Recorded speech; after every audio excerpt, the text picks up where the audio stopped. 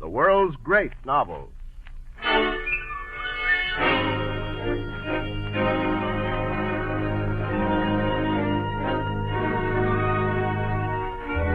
During the second half of the 19th century, a woman novelist came into prominence who saw life through the lenses of insight, fearlessly told what she saw, and with these abilities won a place in the literature of England.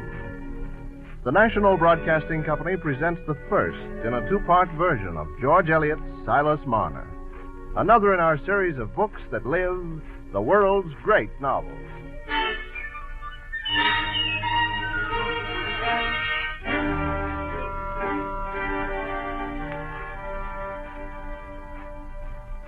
This story is laid in the English village of Raveloe near the end of the 18th century. It is named for one of the central characters, Silas Marner, the Weaver of Raveloe.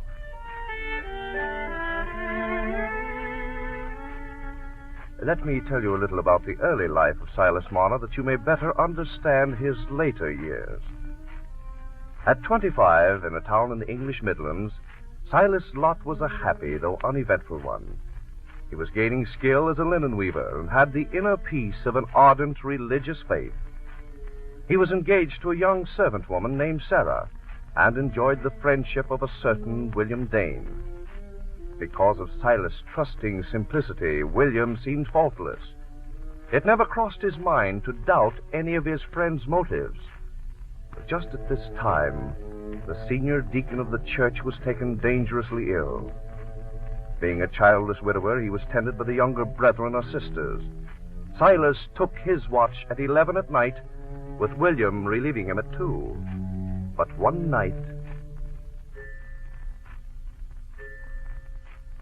Oh. 4 o'clock. How could it be so late? Well, I must have fallen asleep. I wonder why William has not come. I'd better see if the deacon wants for anything. Oh, he seems to be sleeping so... Oh. He's hurt. He's passed away while I was fast asleep. Later that morning, while Silas sat at his loom, William and the minister appeared, summoning him to the church. The reason for this meeting he did not learn until he was seated in the vestry facing the minister. Silas Marner, I have here in my hand a pocket knife. Do you know to whom it belongs? Why, of a certainty, it is mine. And do you recall where you left this knife? Why, I did not know I left it anywhere outside of my own pocket.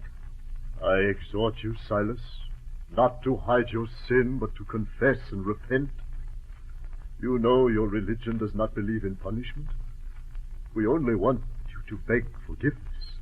Forgiveness? For what? The church money, which our dear departed deacon kept, was stolen last night. Oh!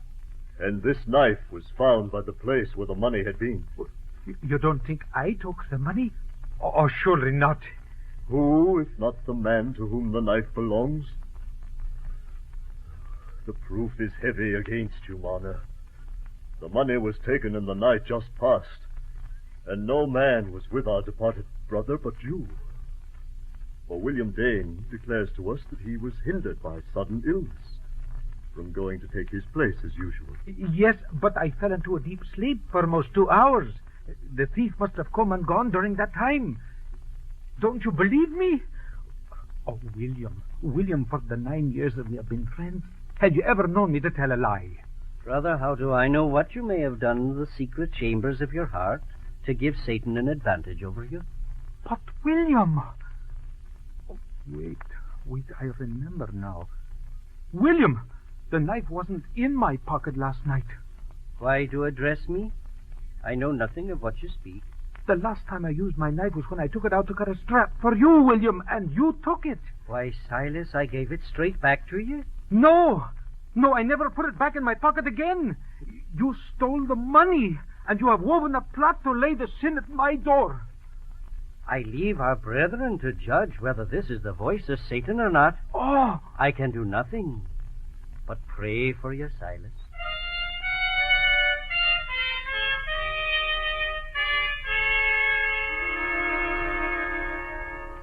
Silas left the church in despair, his trust shaken in God and man.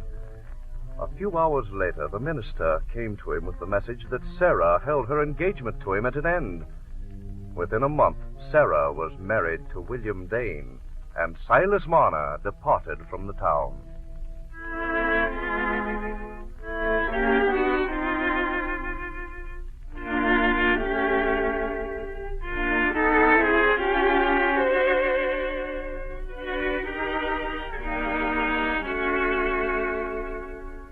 It was now 15 years since Silas Marner had come to Raveloe, and the impressions the people garnered of him on his arrival had only been enforced through the years.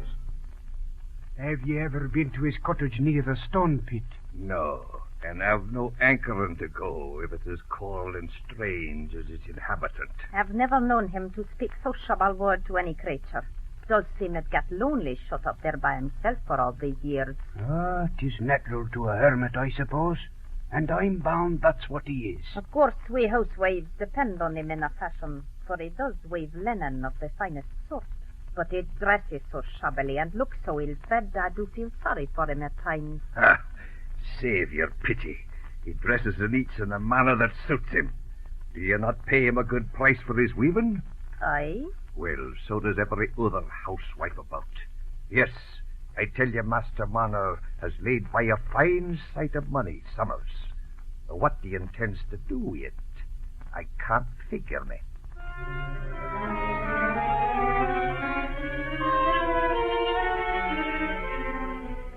Silas intended to do nothing with his wealth but keep it. His life reduced itself to the mere functions of weaving and hoarding. He kept his gold in 2 large leather bags under some loose stones in the floor. We must now learn something of the people who lived in the big red house on the hill. It was the home of Squire Cass, a widower, and his 4 sons. It was known that all the Cass boys led an idle life, but the second one, Dunstan, was by far the worst of the lot. He was a conscienceless, irresponsible fellow who took great delight in the fact that he was able to blackmail his brother Godfrey. My good brother Godfrey sent word that he wanted to see me, and since he is my elder and better, I was obliged to bide his summons. If you'll just shake yourself sober and listen, I'll tell you what I want.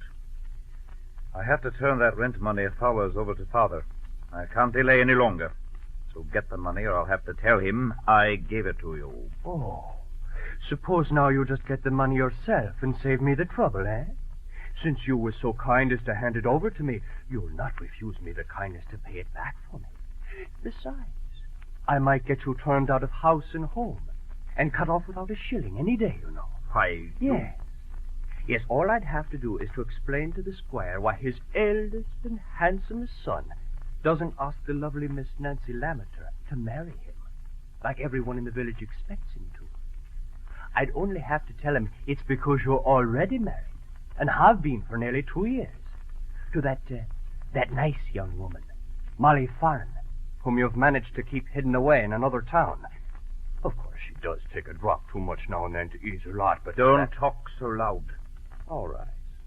But you will get the £100 for me, won't you? I tell you I have no money, and old Kimball won't loan me any more. Well, then sell that horse of yours. Sell Wildfire. That's easy talking.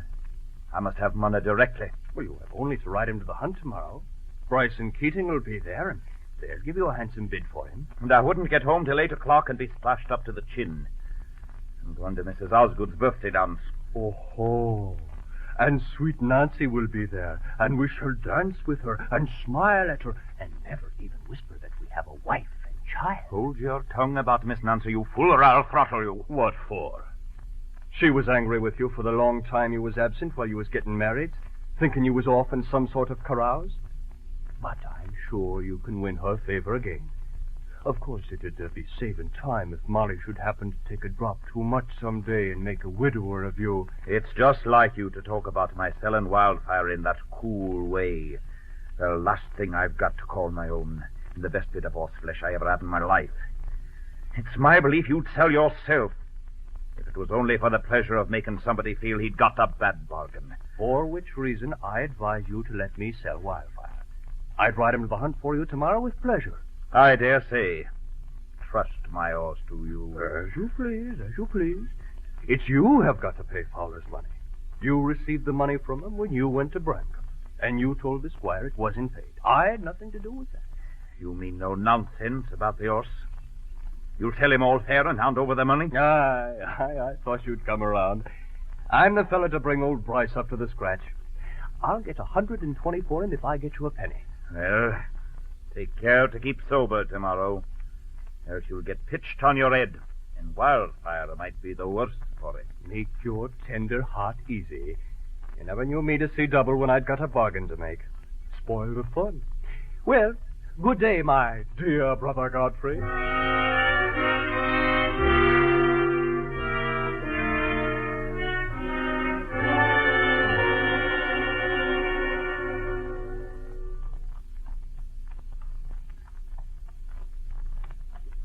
Hey there, don't see. Good afternoon, Bryce. Sure. Come on. You're on your brother's horse today.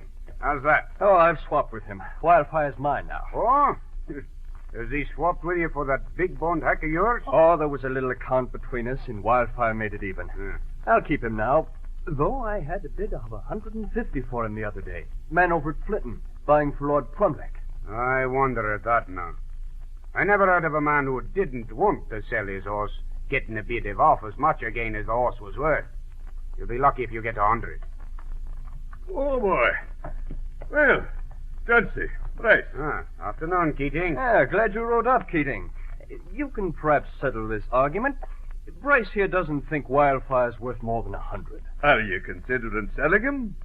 Well, now, I hadn't been, but if I found a man who knew his worth and felt would care for him the way he should be, well, now, perhaps. The transaction, just as Dunsey planned it, ended in the purchase of the horse by Bryce for 120, to be paid on the delivery of Wildfire, safe and sound.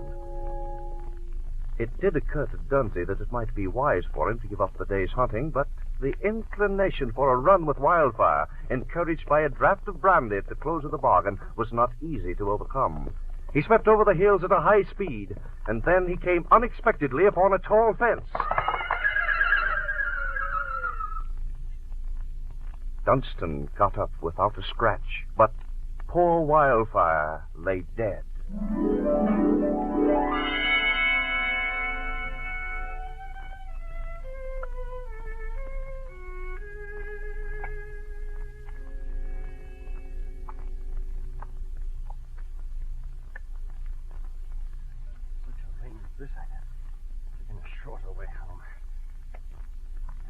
Say, it is a fog. There's a house right in front of me, and I've not even noticed. Small stone cottage. Must belong to the miser Marner. I wonder if it's true that the old fool has stores of gold hidden in there. Perhaps I shall just go up and pay the old man a neighborly visit.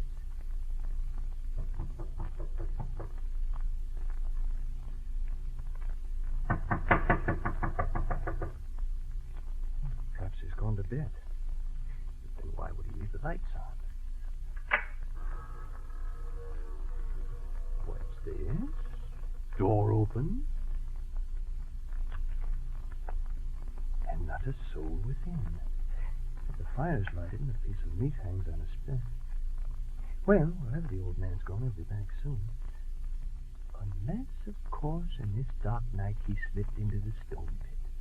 Now, wouldn't that be a tragedy, with all his gold waiting here for him?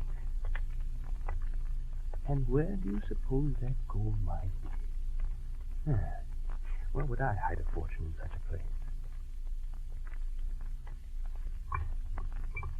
Very interesting. Stone seems loose. Much looser than the others. 2 leather bags. Gold. 2 bags filled with gold. Oh, I've got to get out of here quickly.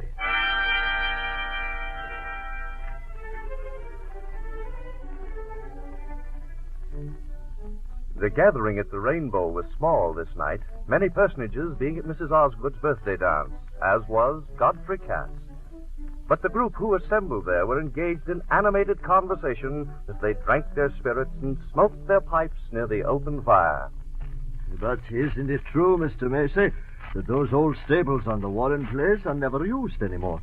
And for particular reasons. Aye. Strange things go on there. They're haunted from the days of the Warren family. Go that way of a dark night and then make believe, if you like, as you didn't see lights in the stables and hear the stamp of the horses in that deserted place. And what do you say to that, Darlis? You're always a doubting one. I say I'll wager any man £10 if he'll stand out with me any dry night in the pasture before the Warren stables, that we shall see no lights nor hear noises, if it isn't the blowing of our own noses. And I've said that many times, but there's nobody who'll venture a tenpence on their ghosts. Now, if ghosts want me to believe in them, let them leave off skulking in dark and in lone places. Let them come where there's company and candles. As if ghosts would want to be believed in by anyone so ignorant. Dallas, it looks to me like a ghost has decided to seek company. On my soul, it's Silas Marner. Why does he stun like a madman staring at us? Master Marner, what's lacking to you? What's your business here? Robbed? Huh? I've been robbed. I want the constable and the justice and Squire Cass and Mr. Crackenthorpe. He's off his head, no doubt. He's wet through. Come, Master Marner.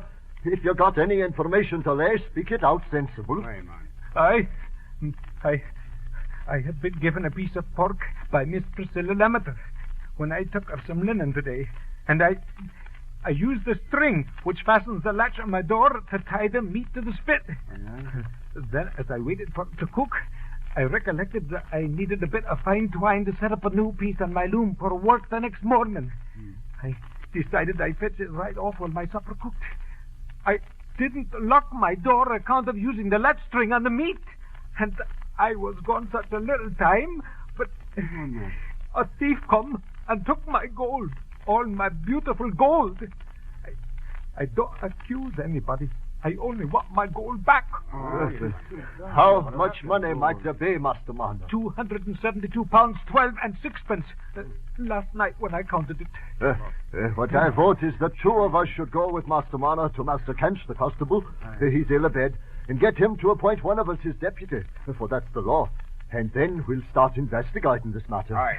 But I don't want to jail anybody. I don't want to bring charges. I just wanted back my gold. Get me back my gold.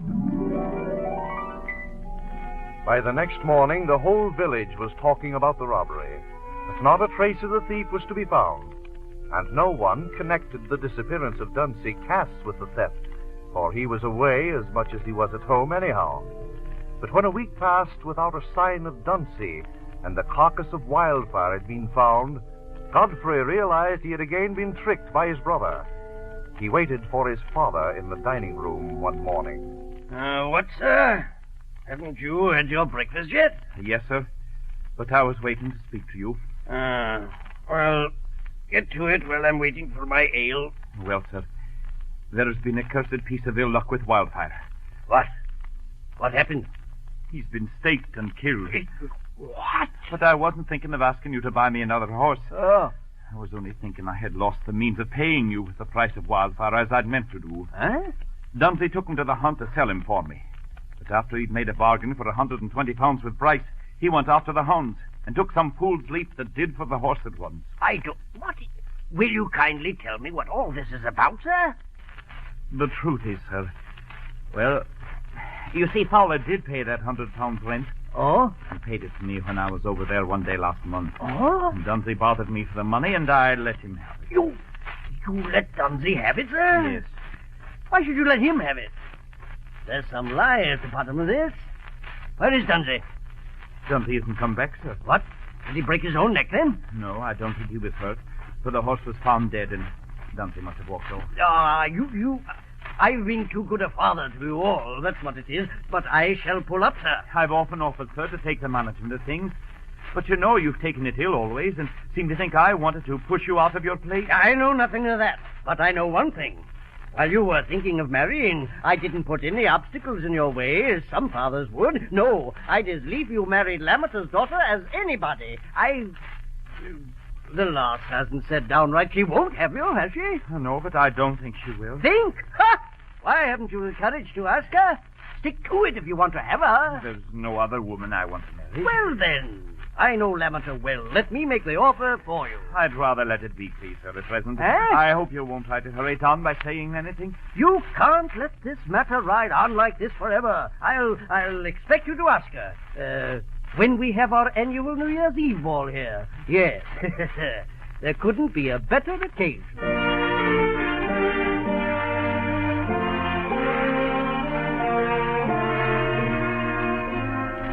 It was now New Year's Eve. Silas Marner sat desolate and alone in his cottage, working feverishly at his loom to keep from thinking of his great loss. No one could have been less interested in the holiday party that was then beginning in the Red House. As the young ladies of the village arrived, they went directly to an upstairs room to remove their flowing capes and freshen up their toilets before descending to the ballroom. At this moment, the Mrs. Priscilla and Nancy Lamater were viewing themselves in a polished mirror. Lord, Nancy, look at me in a silver silk. I look as yellow as a daffodil. Folk will think I'm 10 years older than you instead of 5. I told you how it'd be. But, Prissy, I begged and prayed of you not to let me have this silk if you'd like another better. Nonsense, child. You know you'd take your heart in this. What I find fault with is that notion of yours as I must dress myself just like you. Prissy, I'm sure I'm willing to give way as far as is right. But who shouldn't dress alike if it isn't sisters? Now, I'd do what was right if I dressed in a gown dyed of cheese colouring. And I'd rather you'd choose and let me wear what pleases you. There you go again. You'd come round to the same thing if one talked to you from Saturday night till Saturday morning. Oh, it'll be fine fun to see how you'll master your husband and never raise your voice above the singing of the kettle all the while. Look, don't talk so, Prissy. You know I don't mean ever to be married. Oh, you never mean a fiddlestick's end. Why, who shall I have to work for when Father's gone? If you're to go and take notions in your head and be an old maid, because some folks are no better than they should be. All people should be good. All people can't be as good as you, my pet. Particularly a man like Mr. Godfrey Cass. Why bring his name up? Oh, you can't pretend. Oh, come on, let's go down now. I'm as ready as a mocking can be. And there's nothing I want in to frighten the crows. Now I've got my earbobs in.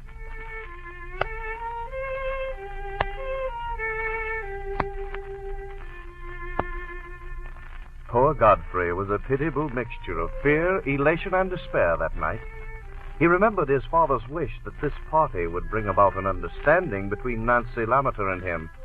And though he knew this was impossible, the sight of the beautiful girl in her silver satin set his head spinning.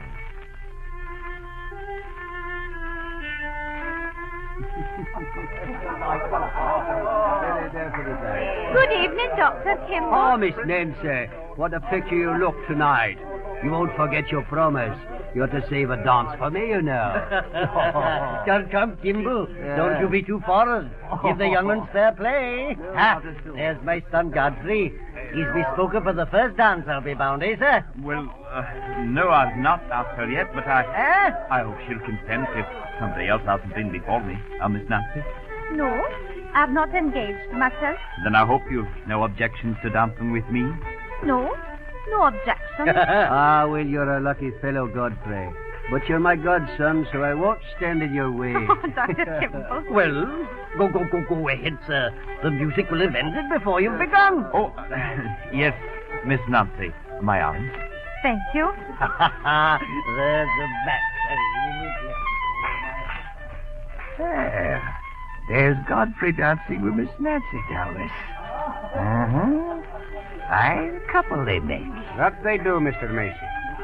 Yet I think that Godfrey's got a soft place in his head. Else why should he be turned round the finger by that awful Dancy nobody'd seen of late? And let him kill that fine aunt in horse, eh? True. And another queer thing is how once he was always hanging after Miss Nancy, and then it'd come off again, like a smell of hot porridge, as you might say. That wasn't my way when I went to courting. Aye, but mayhap Miss Nancy hung off like, and your lass didn't, eh? I should say she didn't. Before I said sniff, I took care as to know she'd say snap. And pretty quick, too. I wasn't going to open my mouth like a dog at a fly and snap it to again with nothing to swallow. Oh, I think mayhap Miss Nancy's coming round again. For Master Godfrey doesn't look so downhearted tonight. And I see he's for taking her away to sit down. That looks like sweethearting, that does. Oh, I'm very sorry to interrupt our dance, Mr. Godfrey, but the hem seems to have come out of my skirts in the back, and I shall have to go sit down till my sister comes to mend it for me. I'm sorry to make myself troublesome. I'm sorry you've had such an unlucky partner. That's very ill-natured of you. To be sorry you've danced with me. Oh, no, sir, I don't mean to say what's ill-natured at all. When gentlemen have so many pleasures, one dance can make but very little difference. You know that isn't true. You know one dance with you matters more to me than all the other pleasures of the world. No, indeed, Mr. Godfrey. That's not known to me.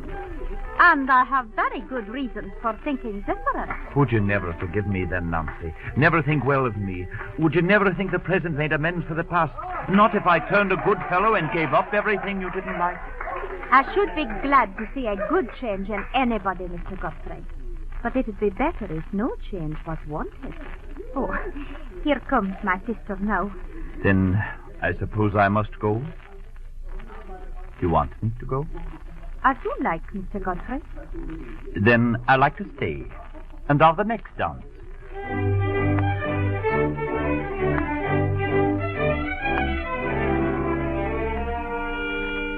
While Godfrey Cass was letting the presence of Nancy erase everything else from his mind for the moment, Godfrey's wife was walking with slow, uncertain steps through the snow-covered Raveloe lanes toward the Red House, carrying her child in her arms.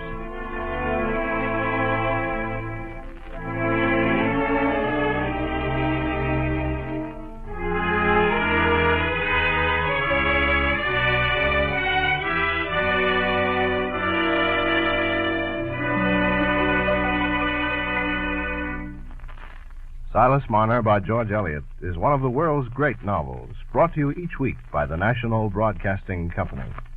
Listen next week to the final episode of Silas Marner, and remember that there is a world of entertainment and instruction to be had in your local public library. To enhance your enjoyment of this series, we recommend the Handbook of the World's Great Novels, which you may obtain by sending 25 cents to World's Great Novels, Post Office Box 30, Station J, New York 27, New York. That's Post Office Box 30, Station J, New York 27.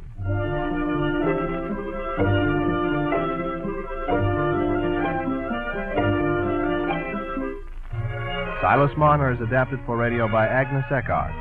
The music was composed by Emil Soderstrom, and the orchestra was directed by Bernard Berquist. The entire production was under the direction of Homer Heck. Jack Lester is the narrator.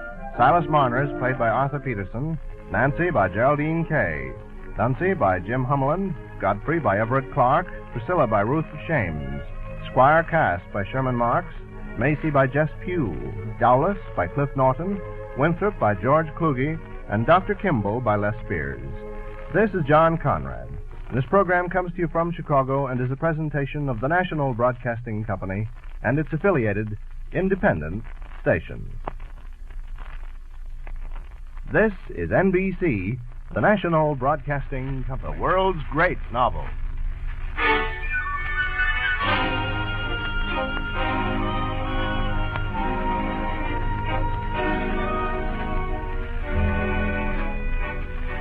The National Broadcasting Company presents the second in a two-part version of George Eliot's Silas Marner, another in our series of books that live the world's great novels.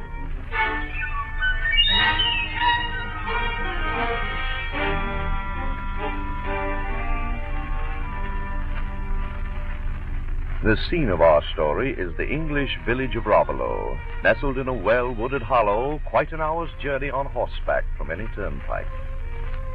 Our story concerns certain people of this village, whose lives, though far removed from each other in the beginning, became closely linked through the strange forces of destiny. There was Silas Marner, the Weaver of Raveloe, who for 15 years had lived as a miserly recluse in his small cottage near the stone pits. And though he had always been a subject of curiosity and speculation to the townspeople, he had of late become a favorite topic of conversation. Still no trace of the thief that ran off with old Marner's gold, eh? Not hide nor hair of it. And being over a month since it was stolen, I have a doubt it'll ever be found. Little did I think when he'd be bringing some linen he'd woven that skin and bones of a man dressed in rags had such a fortune hidden by. Ah, is the way with misers, you know. Old Marner saved his money for the sake of having it, not spending it. Was his only pleasure in life. Aye. Never shall I forget the night he burst into the rainbow like a madman. First time he'd ever set foot in the place, yelling and moaning that his precious gold was stolen. Coming down the street toward us now. Look how bent and shriveled he is. You'd think him 80 instead of 40. I can't help but feel pity for him. I pity a man whose heart knows no love but that of gold. Good morrow, Master Marner. What?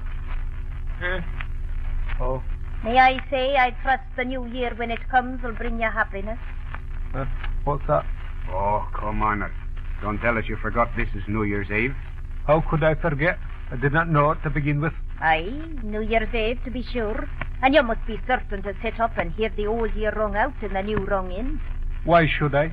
Because, man, that will bring you good luck, good fortune. Fortune? Good fortune? Aye. You mean perhaps I shall get my gold back? Yeah, I'm no prophet, but who knows?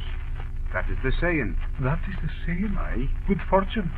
Aye, perhaps my gold will be returned. I shall sit up tonight. I shall sit up and wait for it. Wait for it. A lost soul. Lost? Crazy, I say.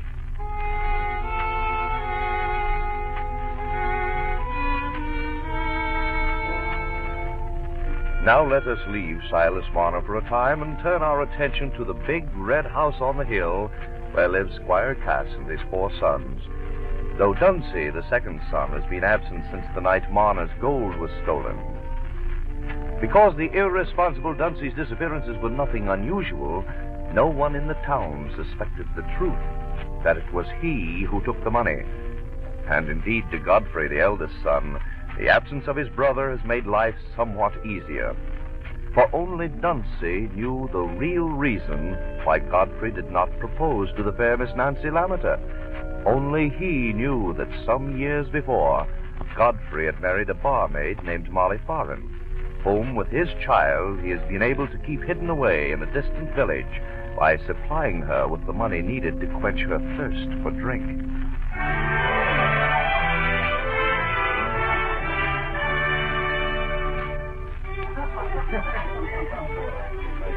But on this New Year's Eve at the Red House, where a festive ball is in progress, Godfrey finds it hard to remember the tragedy of his life as he dances with the beautiful Nancy. I've so looked forward to this evening, Miss Nancy. I'm sure we all look forward to greeting our friends on New Year's Day. But I look forward to the honor of dancing with you. Indeed, sir. I should imagine when gentlemen have so many pleasures, one dance can make but very little difference. Oh, you know that isn't true. You know one dance with you matters more to me than all the other pleasures in the world. No, indeed, I don't know that. And I have very good reason for thinking differently. Oh, I know I've acted a bit queerly at times toward you. Really, sir, you may save explanations as I'm not in the least interested in hearing them. You're very hard-hearted, Nancy. You might encourage me to be a better fellow. I'm very miserable. But you have no feeling. I think those have the least feeling that act wrong to begin with. Oh, there seems to be some sort of commotion. Look, it's the hermit waver, Silas Marner. Whatever is he doing here? Carrying something in his... Why, it's a baby. A baby? Great heavens. My Godfrey, what is it? You're as white as the snow in the window panes. Do you feel ill? No, excuse me, Nancy. I must find out what it is all about. Father, what is this about? That's it I want to know. What do you mean coming in here this way, man? I've come for the doctor. I want the doctor. I figured him here. Yes, I'm here, Marner. But say quietly what you want me for. Where did you get that child? He came to me through the snow right into my cottage. I was sitting up waiting for my gold. Suddenly I looked across my room and saw something bright shining by the fire. I thought it was my gold, and then I went closer, and it was these golden curls I saw. But whose baby is it? Hers, the one I want the doctor for. She's dead, I think. Dead in the snow at the stone pit, not far from my door. Dead, you say? Aye. And the child crawled into your cottage, eh? Well, I'll go with you and see the woman. And let somebody run and fetch Dolly Winthrop. She's the best woman to get when someone's ailing or dead. I'll go and fetch Mrs. Winthrop. Stay, Godfrey. There is no cause for you to run out in this weather, because some woman you never heard of is thought to be dead. Please, Father, I really want to go.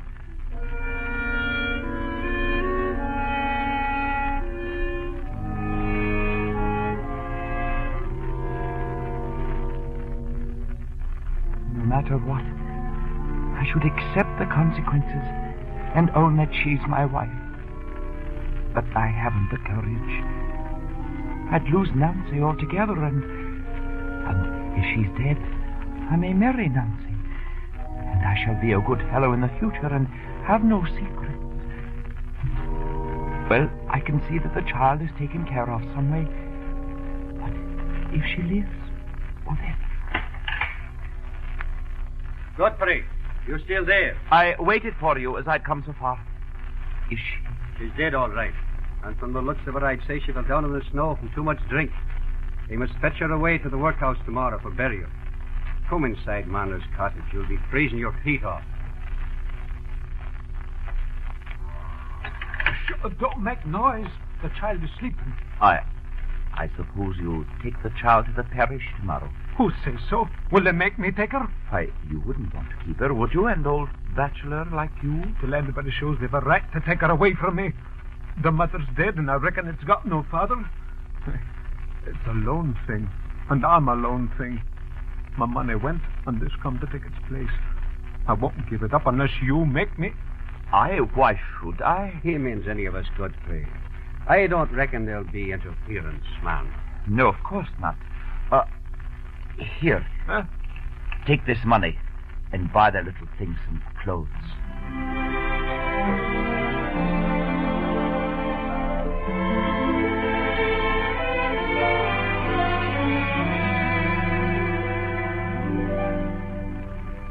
Good morning, Master Marner. Good morning, Miss Winthrop.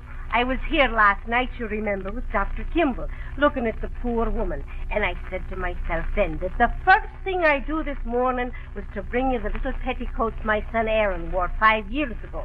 For if it be ill you spending the money on baby clothes, for the child will grow like grass. And here's the bundle, all of them clean fresh. Thank you kindly. I think you're in the right on it to keep the little in, Master Marner, seeing as it's been sent to you. It'll be a bit troublesome to you while it's so little, but I'll come and welcome and help you care for it. Thank you. I'll be glad if you'll tell me things, but I want to do things for it myself, else it may get fond of somebody else and not fond of me. I've been used to fending for myself in the house. I can learn. Oh, to be sure. I've seen men as are wonderful handy with children. And she'll be my little one. She'll be nobody else's. No, to be sure. You'll have a right to her if you're a father to her, and bring her up according. But, Aye? Well, you must bring her up like Christian folks' children and take her to church. And I never saw you in the church of a Sunday, Master Marner. Well, I want to do everything as can be done for a child. And whatever's right for it, and you think will do it good, I'll act according, if you'll tell me. Well, then, Master Marner, I'll speak to the parson about the christening, and you must fix on a name for it. My mother's name was Hepzibah, and my little sister who died was named after her. Hepzibah? Aye. But wasn't it awkward calling your little sister by such a hard name when you'd got nothing big to say, Master Marner? We called her Eppie. Well, that'd be a deal handier. And so I'll go, Master Marner, and speak about the christening afore dark. And I'll bring my little Erin one of these days to play with her. They can become good friends.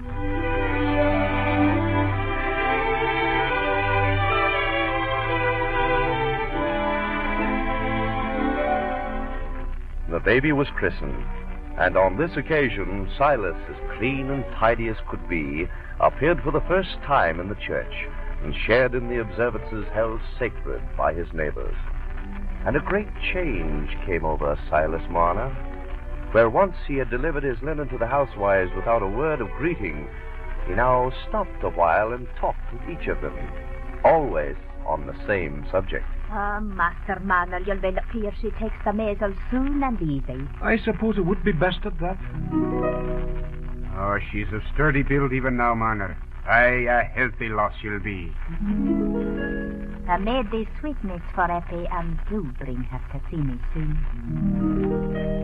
There isn't many a lone man that have been wishing to take up with a little un like that, Master Marner. It just shows what a warm heart you have.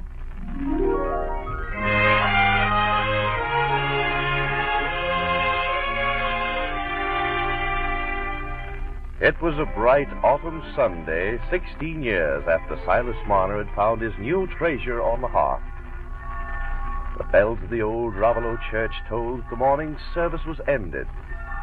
Among the first to leave was a tall, blond man of 40, not much changed in feature from the Godfrey Cass of 26. He was now the master of the Red House, and by his side walked his wife, even lovelier in maturity than when she was the youthful Nancy Lammeter. Godfrey, let us wait here on the steps for Priscilla and Father. They're coming to dinner with us today. Certainly, my dear. Though not even Nancy noticed a shadow crossed Godfrey's face at that moment, as a simply clad old man with bent shoulders and white hair and a blossoming girl of 18 come into the sunlight. But Silas Marner and his Effie give little thought to the wealthy Cass family, except for a courteous nod of their heads. And following Eppie from the church is a good-looking young fellow of 24, trying to muster up the courage to come to her side as soon as they're out in the lane. See how pretty the red mountain ash is over the rectory wall, Father. Aye, it is a lovely sight, my Eppie. I wish we had a little garden, Father, with double daisies in like Mrs. Winter. Only they say to take a deal of digging and bring in fresh soil, and well, you couldn't do that, could you, Father? Aye, I could do it, child. If you want a bit of garden, I could work at it the morning before I sat down to my loom. Oh. Why didn't you tell me before as you wanted a bit of garden? I can dig it for you, Master Marner. Erin? Good morning, Erin. Morning, Eppie. Master Marner, it'll be play for me to dig it for you after I've done my day's gardening for Mr. Cass. Well, if you could help me with the digging, we might get Eppie her bit of garden all the sooner. But not if you don't promise me not to work at the hard digging, Father. Eh? Well, I shouldn't have said anything about it, only Mrs. Winthrop said as Erin would be so And you good. might have known that without Mother telling. And Master Marner knows too, I hope, because I'm able and willing to do a ton of work for him. But he won't do me the unkindness to refuse it. Oh, it'll be a dear lad there for a stone pit. We've got some flowers. Hey? And I'll have a bit of rosemary and bergamot and thyme because they're so sweet smelling. But there's no lavender, only in the gentlefolk's garden, I think. Well, that's no reason why you shouldn't have some. I can bring you slips, but I'm forced to cut no end of them when I'm gardening and throw them away most. There's a big bed of lavender up at the Red House. Oh, well, so long as you don't make free for us or ask anything is worth much at the Red House. For Mr. Cass has been so good to us and built us up the new end of the cottage and given us beds and things just out of the goodness of his heart, so that I couldn't be imposing for garden stuff. Nah, there is no impose. But I must go back now. Else Mother will be in trouble, as I aren't there.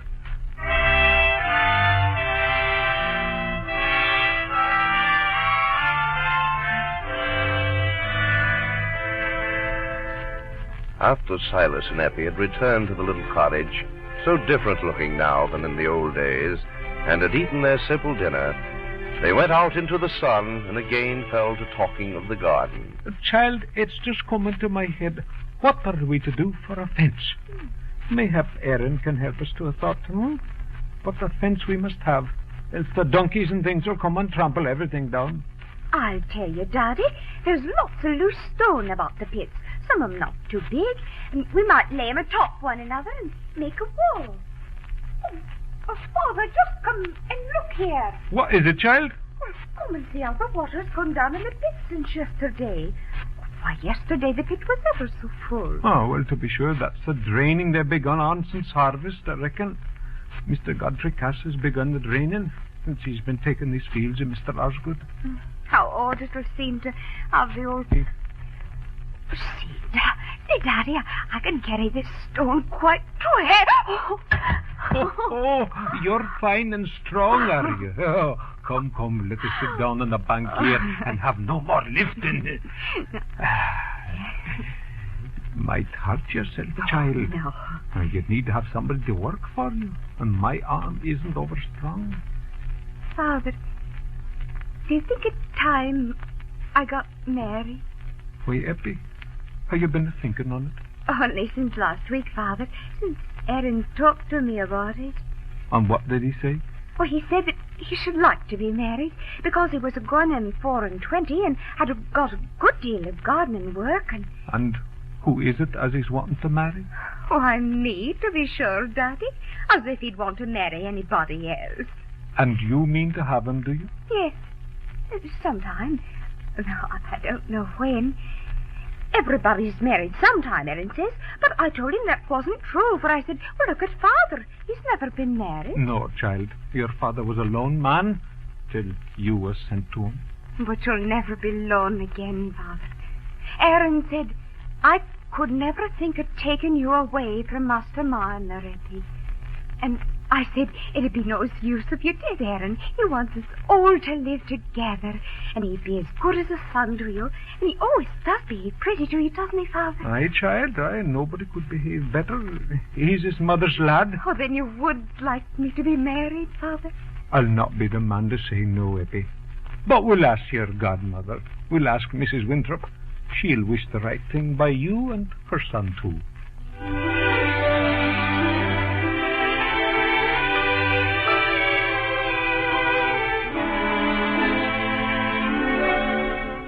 And on this same Sunday afternoon, in the garden of the Red House, Mrs. Godfrey Cass is walking with her sister, Miss Priscilla Lammeter. I'm glad as anything at your husband's making that exchange of land with Cousin Osgood and beginning the dairying.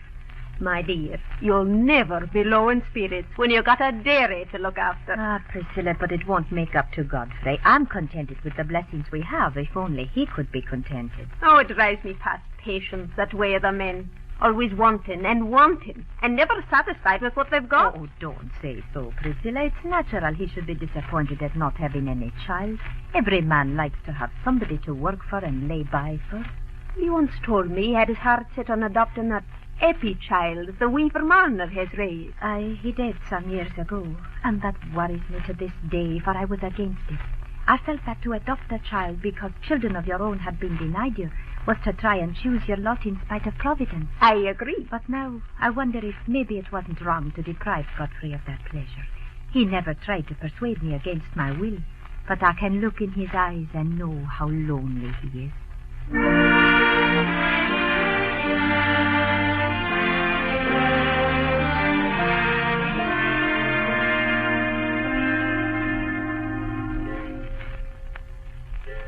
Pardon, Mum. Yes, Jane? Will Miss and Master Lammeter be here for tea? No, Jane. They went home. It's fine, Mum. Shall I serve you tea? Has your master come into the yard, Jane? No, he hasn't. Then we shall wait for him. I don't know whether you've seen him, Mum, but there's folks making haste all one way down the lane. I figure something's happened.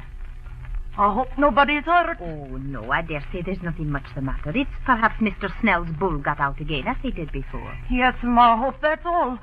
But the way folks is running... Oh, Jane.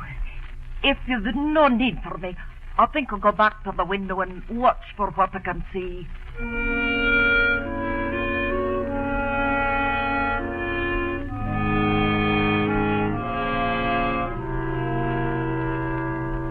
Godfrey, dear, I'm so thankful you've come. I began to Sit down, Nancy.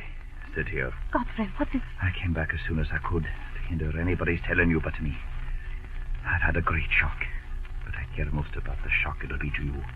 It isn't Father or Priscilla. No, it's nobody living. It's Dunstan. My brother Dunstan that we lost sight of 16 years ago. We found him. Found his body, his skeleton. Where? The stone pit has gone dry suddenly. From the draining, I suppose. And there he lies.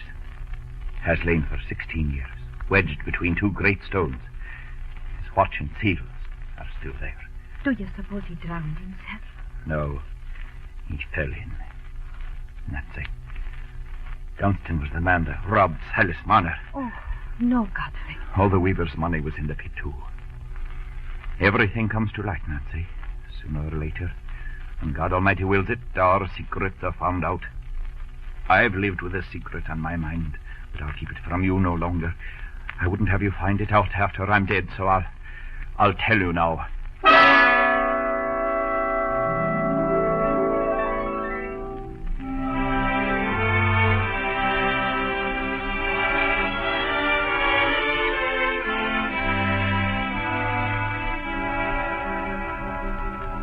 Aye, Eppie, you see, the money was taken away from me and you were sent.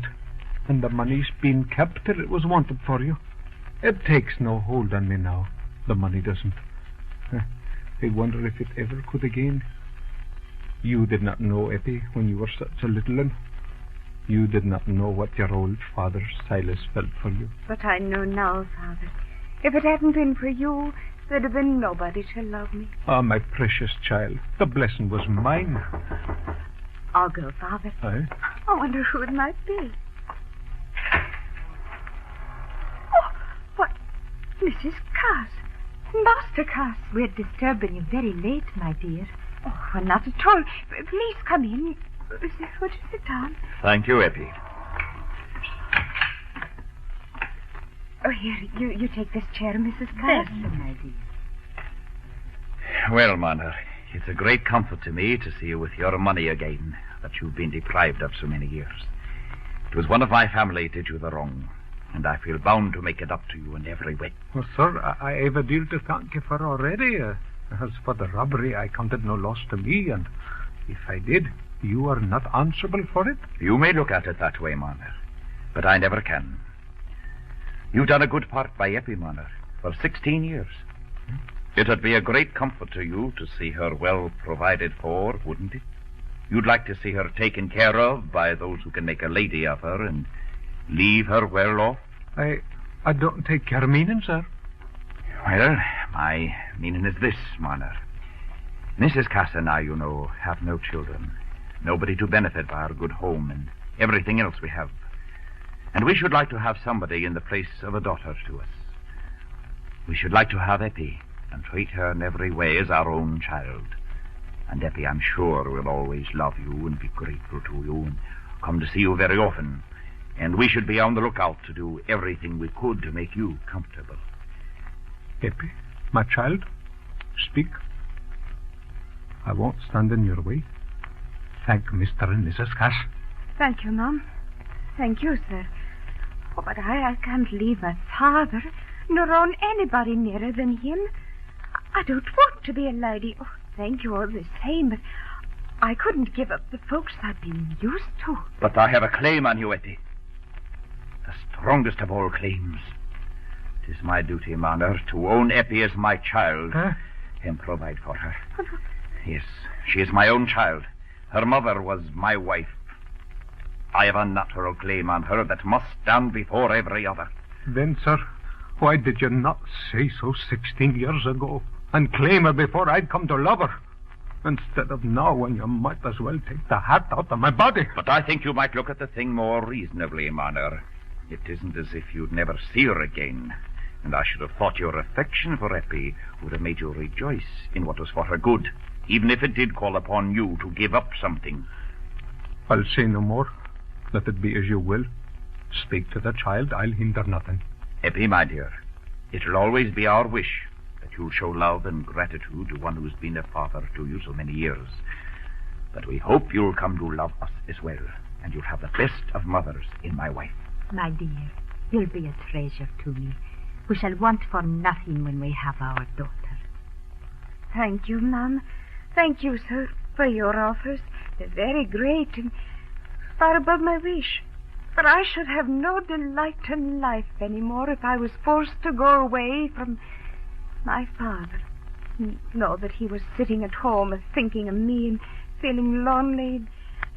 And I'll cleave to him as long as he lives. And nobody shall ever come between him and me. What you say is natural, my dear. Natural you should cling to those who brought you up. But there's a duty to your own lawful father. I can't feel as I've got any father but one. I wasn't brought up to be a lady. I can't turn my mind to it. I like working folks and their houses and their ways.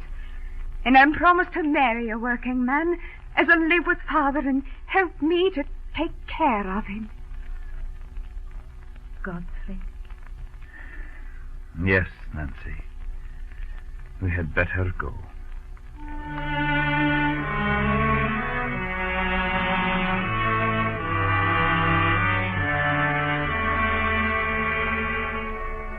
There was one time of the year which was held in Raveloe to be especially suitable for a wedding, the season of the lilacs. And on by far the sunniest of these days, the villagers of Raveloe lined the lanes to watch and admire the beauty of Eppie as she walked toward the church. She was attired in white, and her hair looked like the dash of gold on a lily. As she clasped her father's arm, she leaned toward him and said, You won't be giving me away, Father. You'll only be taking Aaron as a son to you.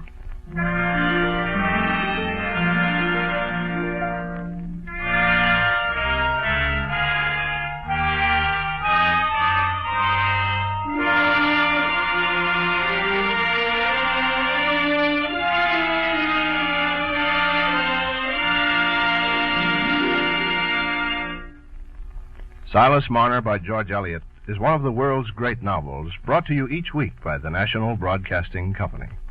Listen next week to the first episode in a 3-part version of The Tale of Two Cities by Charles Dickens.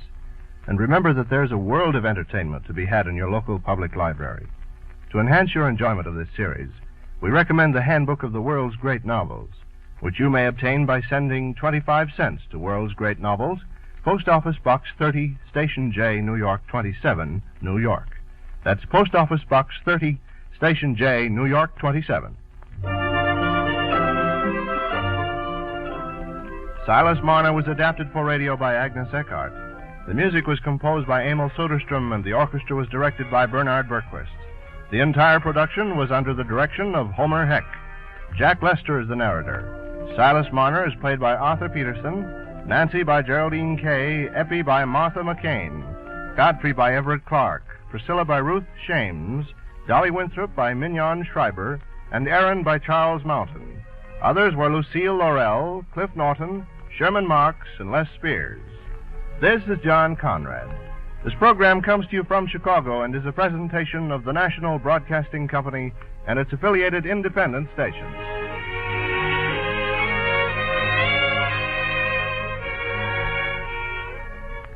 The schools are yours. Whether they are good or bad depends on you. So take an alert and active interest in improving educational conditions in your community. This is American Education Week. Begin your campaign for better education by visiting a school in your community. This is NBC, the National Broadcasting Company.